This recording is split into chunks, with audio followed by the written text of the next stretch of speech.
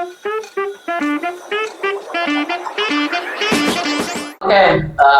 Bismillah. Assalamualaikum warahmatullahi wabarakatuh. Waalaikumsalam warahmatullahi Waalaikumsalam wabarakatuh. warahmatullahi wabarakatuh. Selamat datang di podcast Sersan Sersehan bersama Sandi. Kali ini kita akan mengulik kisah inspiratif dari seorang perempuan atau yang sering kita kenal aktivis perempuan. Ya, ini bersama Teh Dede. Ya, Teh Dede, salam kenal. Saya Sami Asadi. Terima kasih sudah hadir, sudah menyempatkan waktu di podcast Sersan ini. Sebelumnya Teh Dede, saya ingin tanya gimana kabarnya? Alhamdulillah baik banget ya hari ini. Kita tuh deg-degan sebetulnya. Kenapa? Pertama kali banget diundang di acara podcast gitu. Dan pertama juga. Iya. Alhamdulillah tuh senang banget, baik. Makanya pas kemarin bilang kita mau podcast nih. Senang lah gitu. Dan itu menjadi sebuah afirmasi aku buat sekarang tuh dalam badan sehat gitu. Sudah punya spirit yang bagus nih. Cocok kita kulik ke depan. Seperti apa sih seorang perempuan ini? Teh Dede, saya ingin nanya juga terkait profil atau background pendidikan Teh Dede seperti apa? Coba dong, barangkali kawan-kawan Sersan ini pengen tahu. Boleh. Sebenarnya aku tuh orang biasa ya, cuman kebetulan saja gitu kan ditakdirkan berkumpul dan dipertemukan dengan orang-orang hebat. Kebetulan. Iya, sudah ditakdirkan sebenarnya. Terutama ketemu dengan Asandi dan teman-teman kreatif di sini itu merupakan salah satu takdir yang luar biasa ya gitu. Tidak semua orang tuh bisa ada di titik sekarang. Gitu. Iya, betul. Sekarang tuh apa ya? Aku tuh dulunya hanya sebatas nggak bermimpi sampai sejauh ini sih gitu. Dulu tuh aku awalnya aku kuliah tuh di STKIP Muhammadiyah Kuningan yang sekarang menjadi Universitas Muhammadiyah Kuningan. Baru kemarin ya, baru kemarin gabung tuh. Ngambil jurusan Pendidikan Bahasa dan Sastra Daerah. Orang lokal nih, orang lokal. Sudah fight ya kalau Sudah fight. cuman mungkin karena ya. Aku tuh belum sempat merasakan jadi guru tuh. Padahal kemarin rame-rame tuh terkait tunjangan guru. Apa tertarik? ya, iya kan. Kayaknya bisa lah, Bisa. barangkali mau ada boleh kami. Ya cuman setelah itu kayaknya apakah pendidikan tuh bukan background aku gitu ya. Kayak ngerasa kurang cocok gitu kan. Kurang cocok. Iya, makanya setelah Why? Kunaon. iya gitu karena melihat realistis ya Pak. Aku mendengar cerita-cerita teman-teman guru itu ya prihatin lah gitu kan. Dengan sekarang kehidupan itu ya kita tuh nggak bisa seperti kata-kata kita ya bahwa perut itu tidak bisa dianjuk. Urusan perut itu tidak bisa dianjuk. Tidak bisa dianjuk. Spontan gitu ya. Harus kontan. Jadi aku tuh milih kayak mending jadi wirausaha aja deh gitu ya. Jadi wirausaha, pengusaha muda mungkin ya. Wirausaha. Jadi aku tuh lulus tuh 2018. Oh, 2018. 2018 lulus kuliah. Terus aku memutuskan untuk jadi MC wedding. Ya. Jadi kan lumayan ya. Lumayan banget. Itu kayaknya sekalinya MC itu bisa buat 1 bulan gaji guru honorer katanya. Yang lain yang mau jadi MC, enggak. Nih MC senior. Barangkali butuh MC, tinggal ini aja di nomor Cuman ini. MC lokal gitu. Iya. Tidak terikat oleh IO atau misalnya WO manapun gitu. Nah terus sambil MC karena kan freelance ya, gitu. Biasalah cewek panggilan. Kalau dipanggil kita berangkat gitu.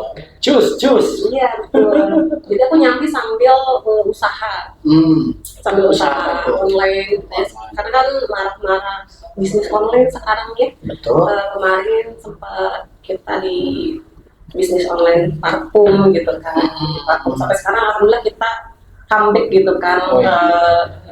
Apa? Coba spill aja Teh, parfumnya apa? Barangkali nanti Inisial aja ya, inisial. Inisialnya Duta Parfum ya. Wow, itu bukan inisial, masih dijelasin. Boleh nanti kita promoin di sini. Oh siap, Duta Parfumnya. kita parfum di sini pasti ada ya. Iya, boleh. Check out aja nanti. karena kita mengikuti perkembangan zaman ternyata harus lari gitu ya di dunia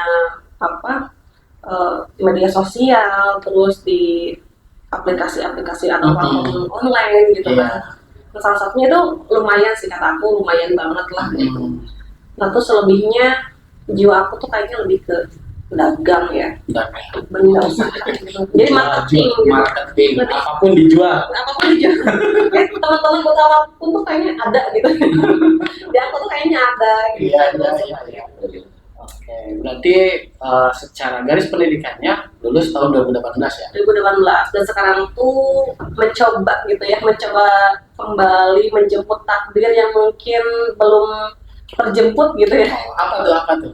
Melanjutkan studi gitu kan. Melanjutkan studi. Kampus mana teh? Di kampus mana, jurusan apa? Luar kota ya. Di luar kota. Cirebon. Bukan di Kuningan. Karena jurusan yang aku ambil tuh kebetulan paling dekat tuh adanya di Cirebon. Masih linear dengan jurusan kemarin? Linguistik, cuman lebih sekarang ke nasional ya, pendidikan bahasa Indonesia. Oh, tadi lokal ya, nama nasional. Upgrade gitu. Harus mengindonesiakan. Betul. Mencobalah di situ gitu kan, dengan beberapa harapan lah ke depannya, mimpi yang sedang digantungkan yang akan coba aku jemput gitu ya. Jadi aku mulai melanjutkan studi magister gitu.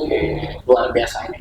Sudah ada kata-kata bagus tadi ya dari seorang perempuan, tetap pendidikan mah perlu dilanjutkan ya, dijemput menyebut takdir itu harus dijemput dengan ikhlas ya, dengan apa ya, kalau misalnya istilah aku tuh law of attraction, jadi hukum tarik menarik dengan semesta gitu kan. Jadi apa yang kita pikirkan, apa yang kita mau tuh harus selalu diafirmasikan setiap hari gitu agar semesta ini mendukung apa yang kita hajatkan. Mantap. Yang pengen tahu bila ada yang terlewat, nanti ada di sini. Ya, catatan-catatannya ada nih. Oke. Saya pengen coba tanya lagi teh. Tadi itu kan Teteh dengan segudang aktivis terkait pendidikan tidak cukup juga, dan saya dapat informasi bahwa Teteh sudah berumah tangga ya. Betul banget, nggak kelihatan. Kayak masih anak ABG gitu. Masih ABG ya. Ya, ternyata apakah dengan kegiatan itu mana suami ngedukung? Alhamdulillah suami saya tuh mendukung penuh ya, karena penuh sekali gitu, karena sebelum saya melakukan atau mengambil sebuah keputusan pasti izin dulu, termasuk datang ke podcast ini juga. Alhamdulillah. Saya tuh izin dulu. Podcast ini sah, diizinkan oleh suaminya. Diizinkan, jadi saya nggak langsung mengambil keputusan datang, enggak. Saya izin dulu gitu kan. Keputusan apapun, terutama dalam bidang pendidikan sih. Dalam bidang pendidikan. Yang paling support itu adalah suami saya, justru yang mendukung dan memotivasi awalnya saya melanjutkan studi itu suami. Inspirasinya kayak Asandi aja lah gitu. Tapi saya ikut Jadi lucunya gini ya, suami saya itu seperti Asandi lah, aktivis dia tuh gitu kan. Jadi saya tuh kayak nikah sama senior gitu kan. Iya.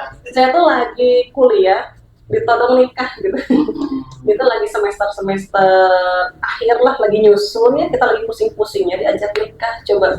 Tapi emang pikiran mahasiswa atau mahasiswi semester akhir kan, ya Allah ini tuh ribet banget, pusing gitu, kayak udah angkat tangan pengen nikah aja, ya Allah. Loh, kayaknya tuh salah ya, enggak salah sih ngomong kayak gitu, terus malaikat datang gitu, langsung dicatat dan terjadi begitu saja dengan cepat. Iya. Oke. Tapi yang ingin saya tanyakan lagi teh terkait ya Teteh sebagai seorang ibu rumah tangga. Betul. Ya kan, apa sih yang dilakukan supaya membagi waktu sana sini, baik untuk pendidikan, tadi juga ada usaha di media sosial dan harus melayani suami nih. Nah itu gimana sih teh caranya? Apa sih yang harus dilakukan? Kok kayak enjoy gitu? Ya, easy going gitu ya. Ya yang pasti kita ada kesepakatan dulu ya. Walaupun saya tuh sempat nih ada hal yang mungkin nggak tahu gitu kan. Saya tuh sudah menikah 7 tahun dengan suami saya gitu ya. Dan ini tuh unik kalau misalnya aktivis kan biasanya sering keluar rumah ya Pak ya. Gitu. Jadi kita tuh saya tuh berpegang prinsip itu ketika awal menikah dengan suami itu seperti wamil ya. Wamil. Apa tuh wamil? Ya wajib militer gitu ya. Terbiasa adaptasi dengan, kalau orang kan kalau menikah gini ya, saya sambil memberikan edukasi kepada adik-adik mahasiswi. Mulai ada isinya nih. Betul, kepada adik-adik mahasiswi dan mahasiswa yang berpikir menikah itu adalah ajang perlombaan, cepet-cepetan. Menikah itu karena deadline, tidak gitu ya. Jadi memang menikah itu harus dipikirkan secara matang. Betul. Secara matang gitu, apalagi Kenapa? menikah dengan aktivis gitu. Jadi kita tuh harus ada kesiapan loh, betul nggak sih Asani? Harus ada kesiapan. Iya. Dimana kita tuh harus merelakan suami kita itu untuk kepentingan umat gitu kan, untuk kepentingan bersama. Jadi bukan sepenuhnya tuh milik kita. Tapi dibagi-bagi. Dan ini menjadi sebuah penyemangat buat saya bahwa saya tuh harus jadi independent woman gitu ya, harus bisa mengatur waktu. Saya juga kan ikut di organisasi gitu kan. Jadi atas izin suami juga. Ya alhamdulillah sih semuanya terhandle dengan baik walaupun dengan kesibukan masing-masing. Suami saya sibuk gitu kan. Jadi saya ingat satu pesan dari Ketua Pemuda Muhammadiyah pimpinan pusat.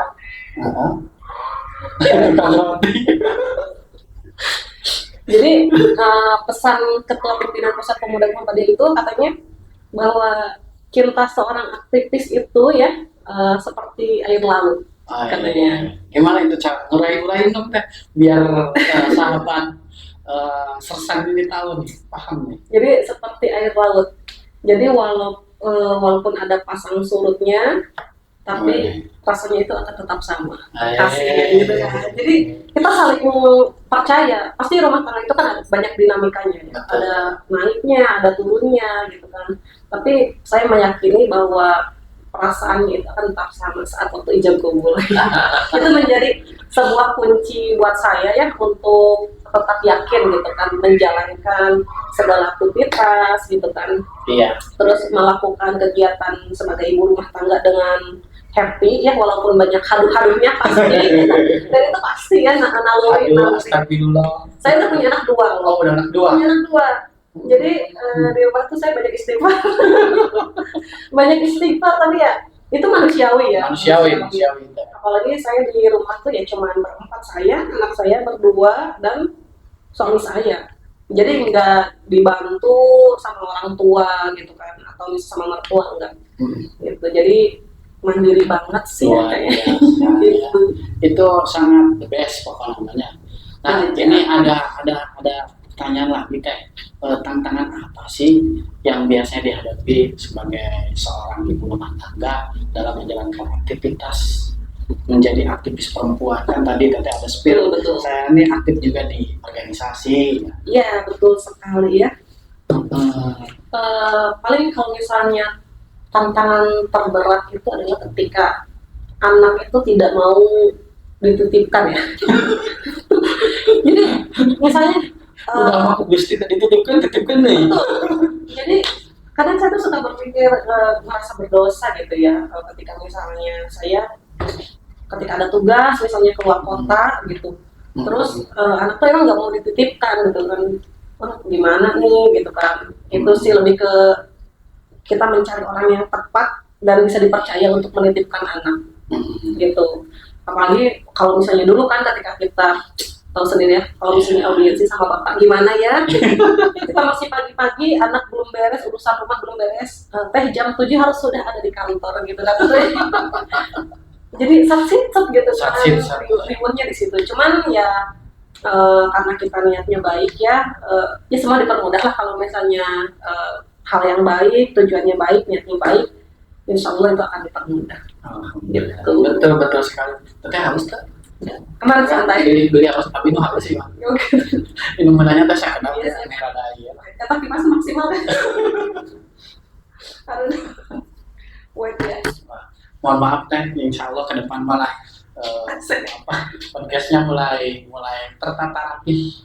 Perlengkapannya mulai ya bertahap lah. Nah ini full power gitu. Ya, selagi ada kemauan pasti ada jalan. Betul sekali. Nah teh, nih ada pertanyaan lagi nih. Apakah ada kisah sukses atau pengalaman inspiratif yang dapat dibagikan kepada sahabat Sersan ini dengan tadi nih yang bisa teteh dan udah teteh lakukan? Apa sih itu kisah sukses, ada nggak?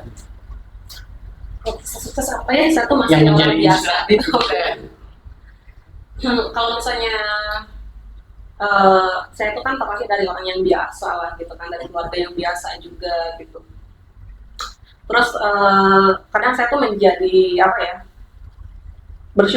bersyukur sampai ada di detik ini dengan banyak hal yang kayaknya tuh nggak mungkin gitulah, nggak mungkin dicapai gitu. Cuma ya itu saya kembali lagi gitu dengan satu motivasi gitu, yaitu law of attraction. Jadi kita hukum tarik menarik dengan alam, tanamkan hal-hal positif gitu kan, apapun.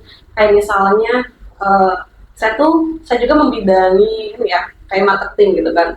Saya di bagian marketing travel umroh juga gitu kan. Oh iya. Awalnya Sering-sering lihat postingannya. Oh iya, jadi teman-teman bisa cek di mudahumroh.info ya, Instagramnya itu bisa dibuka lah, walaupun itu tuh masih baru gitu kan, karena lagi mencoba merintis hal-hal baru tapi yang bermanfaat gitu. Jadi awalnya tuh berangkat dari kita tuh pengen umroh nih gitu kan, pengen umroh gitu. Tapi kan sekarang budget umroh tuh kan mahal-mahal ya. Iya. Mahal gitu kan. Nah, ya mungkin karena dengan niat kita baik gitu, saya tuh pengen ngajak orang tuh umroh tapi dengan harga yang affordable, harga yang murah gitu kan. Ketemulah saya dengan salah satu pemilik pondok di Kuningan, yang beliau itu bisa memfasilitasi apa yang saya mimpikan gitu kan, bisa membantu saya gitu. Salah satunya kita bekerja sama di bidang travel umroh. Kalau beliau sih udah dari 2010 ya. Udah lama ya? Iya, 2010. Nah, terus saya ingin bekerja sama. Nah, ternyata dengan menjadi marketing di Mudah Umroh ini, saya tuh kayak Allah mudahkan gitu kan. Allah mudahkan dengan apa yang saya hajatkan awalnya gitu. Terus bisa mengajak teman-teman selebgram, teman-teman influencer untuk yuk kita umroh yuk. Umroh tuh sebetulnya nggak mahal ternyata.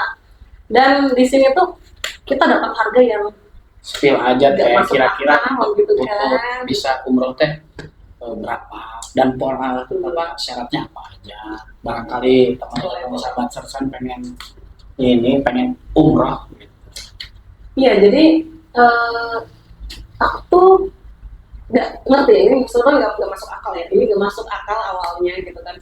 Khusus tapi ya untuk di bulan Februari atau misalnya di bulan-bulan biasa juga ini harganya tuh normal sih. Dia tuh di sekitaran angka 28 juta. Itu udah all in, berangkat, udah mau pulang. Iya, berangkat pulang dong. Takutnya Pesawat duduk. Enggak nyeteng gitu di pesawat udah. Takutnya pada berangkat sama sana tinggalin. Itu biasanya kalau mau jadi take away ya. Itu 28 tuh udah all in gitu kan, udah. Iya.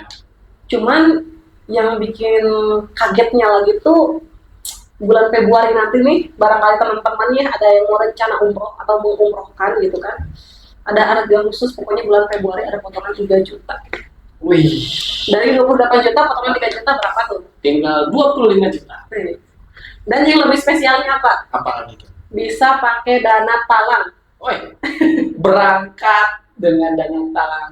Ya, silahkan aja koordinasi, silahkan aja buka Instagramnya tadi apa kan? Mudahumroh.info. Oh, itu sedikit ini ya, aktivitas yang dijalankan oleh TDD sebagai marketing. Nah, TDD balik lagi nih, sebelum ke sana, saya ingin nanya lagi nih, apakah ada momen ketika TDD merasa harus memilih antara keluarga dan aktivitas yang dilakukan TDD hari ini? Bagaimana sih cara mengatasinya teh? Pasti lumayan berat ya, tapi saya coba kasih tipsnya teh biar ini sahabat Sersan ini paham kan? Iya, pastilah ya, pasti berat gitu kan antara memilih keluarga, terutama anak-anak ya. Anak-anak tuh anak saya yang pertama tuh masih 6 tahun, yang kedua tuh masih 3 tahun. Otomatis kan butuh figur hidupnya banget gitu ya. Sampai aku tuh harus gimana ya, dilema banget gitu kan untuk memutuskan antara aku mending fokus aja di rumah atau ikut kegiatan sosial juga ya. Tapi ternyata aku tuh ingat dengan kata-kata Raden Dewi Sartika gitu ya. Jadi ketika seorang wanita yang hanya mempunyai kontribusi, hanya cukup kontribusinya di rumah saja gitu kan, tanpa dia bersosialisasi, tanpa dia memberikan kegiatan sosial atau kebermanfaatan di sosial, itu ya apa gunanya gitu kan. Jadi lebih baik kita itu di rumah juga kita fokus gitu kan, terus di luar juga kita bermanfaat gitu kan. Ketika ada 2 kebaikan atau misalnya lebih dari 1 kebaikan, kenapa kita cuma milih 1 gitu? Gitu. Jadi dasar kenapa saya memberanikan untuk lah, saya bisa menjalani beberapa aktivitas gitu kan, untuk anak-anak, untuk misalnya saya sebagai istri, saya sebagai mahasiswa gitu kan, terus saya sebagai aktivis dan sebagai seorang marketing juga misalnya gitu. Ya saya menaruh kepercayaan besar gitu terhadap diri saya sendiri bahwa I can do that, gitu. Bahwa saya tuh bisa melakukan itu. Gitu. Jadi kuncinya percaya diri ya. Percaya. Jadi hal atau orang yang dalam dunia ini ya, orang yang harus kita percaya di dunia ini itu cuma satu sih, kayaknya diri kita sendiri gitu. Betul, diri kita sendiri. Yang lain itu cuma titipan, termasuk suami kita ya. Jadi ya udahlah, kita percaya kepada diri kita sendiri dengan bergantung ke Allah gitu ya. Selagi kegiatan kita positif, kayaknya Allah akan permudah deh gitu. Seperti itu. Betul deh. Iya, itu menjadi latar belakang atau menjadi momen-momen itulah, salah satunya kita harus percaya diri. Tapi nih sedikit ini ada kan, kalau kita lihat kilas balik sejarah sejarah kan kita tahu sendiri ada Dewi Sartika, terus Kartini kan, Kartini dengan emansipasinya, Dewi Sartika dengan perang gerilyanya gitu kan. Nah, pada masa itu. Nah, kalau untuk perempuan hari ini, apa sih yang harus dilakukan dengan situasi hari ini? Kalau misalnya aku ngelihat ya, perempuan hari ini tuh apa sih yang harus dilakukan gitu? Lebih ke, ya ini untuk saya sendiri gitu ya. Pertama, saya tuh kayaknya tuh perlu lebih ke ngaji diri gitu kan. Ngaji diri. Dan mengupgrade. Terus yang paling penting itu kita sebagai perempuan, terutama anak-anak muda gitu kan, walaupun ibu-ibu tuh biasanya tetap muncul bahasa Sunda namanya sakabak-kabak gitu kan, terbawa arus gitu kan. Tapi yakin aja gitu kan, ketika lingkungan kita lingkungan kita positif, pasti kita juga akan terbawa arus dalam lingkungan yang positif gitu. Kalau misalnya saya melihat miris gitu ya dengan misalnya ada beberapa oknum misalnya perempuan yang sekarang saya tuh agak menggaris bawahi nih, ketika misalnya perempuan-perempuan yang sekarang kan banyak ya yang di sosial media yang lebih ke kayak joget-joget kayak gitu kan, itu lebih ke mungkin menghibur buat mata yang jelalatan gitu ya. Terus banyak kayak yang nge-coach gitu kan, kalau misalnya itu jadi pelakor kayak gitu gitu kan. Jadi ini tuh kasus-kasus perempuan diselingkuhi. Saya tuh kemarin banyak menangani kasus-kasus tentang perceraian. Betul, unik sekali, terutama pas COVID kemarin ya, itu Kuningan tuh angka perceraiannya tuh ya luar biasa gitu kan. Itu kenapa bisa terjadi banyak perceraian? Rata-rata tuh mereka yang nikah muda. Belum siap tapi sudah menikah itu. Adik-adik ya. Jadi adek, cinta tidak selamanya indah deh.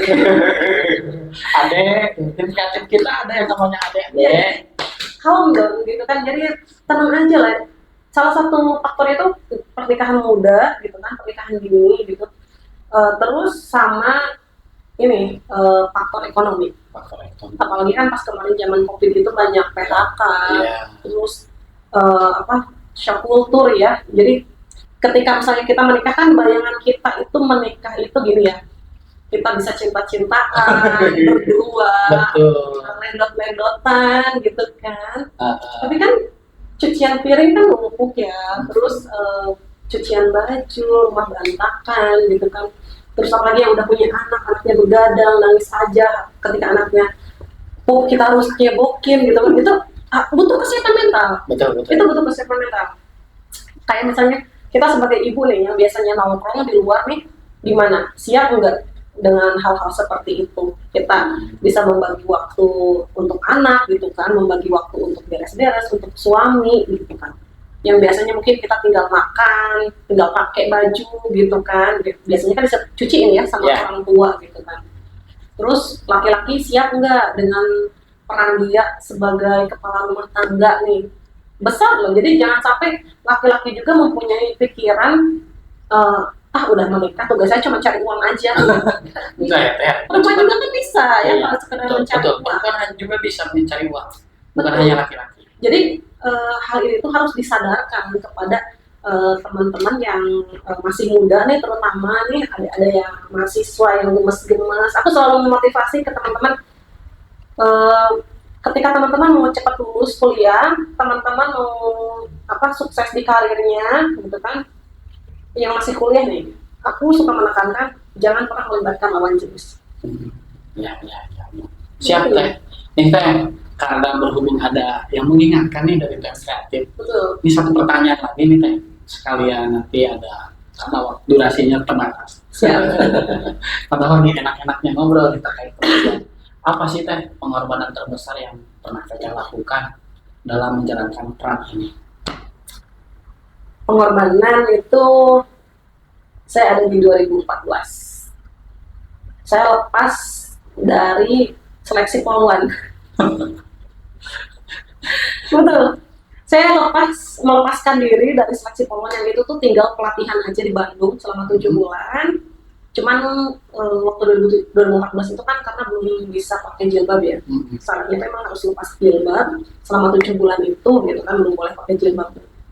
Nangis dong.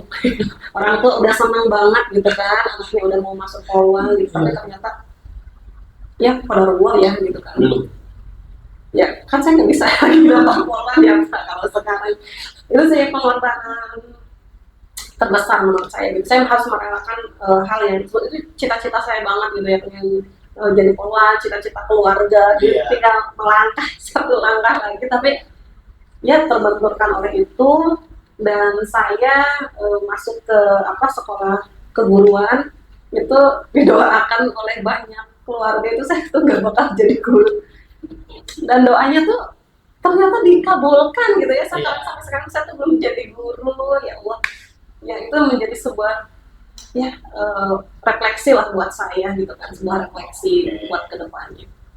Cuman ya tidak apa-apa lah, Allah telah mengganti dengan suami yang soleh gitu kan, anak-anak yang soleh luar biasa, yang ganteng-ganteng, dan teman-teman yang hebat luar biasa. Iya, seperti itu. Betul. Berarti segala sesuatu yang berharga pasti ada pengorbanan. Betul, pasti ada pengorbanan. Karena waktunya terbatas teh. Siap. Mohon maaf.